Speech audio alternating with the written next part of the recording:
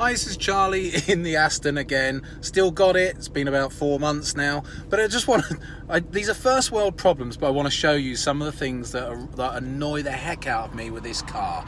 Firstly, what is that? It's like stuck on there in the dash.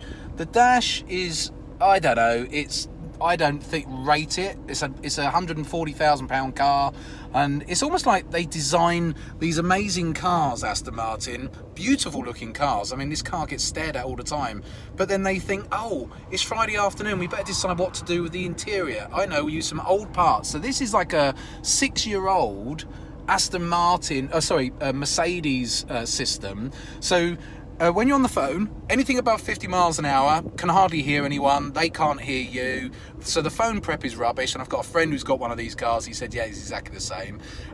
What else is there? On the steering wheel, see these little rocker switches here? They get moved, that your hand moves over those when you're turning a sharp corner or whatever, so all of a sudden the radio stations change without you meaning to. I love this though, look at this. Look on the wing mirror here. Can you, let's see if I can, there we go.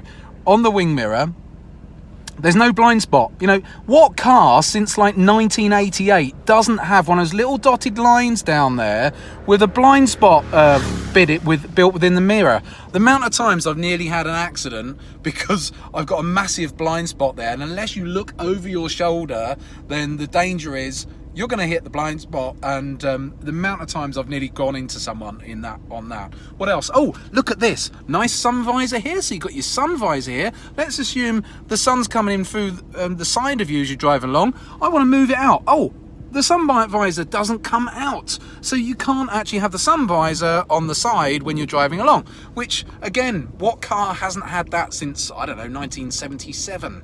And then lastly, look at this here. Look at this. So this is your where the glove box, you would assume the glove box is, but no, there's no glove box there. It's just a great big lump, nothing to put anywhere. I've got Jensen's seat there because Jensen comes in the car with me. I'm just on the way to pick him up at the moment. But anyway, those are the faults of Aston, but I do love it. I find that the faults are charming, and there's one great thing about this Aston though, that you overrides all of those faults, and it's a little bit of this.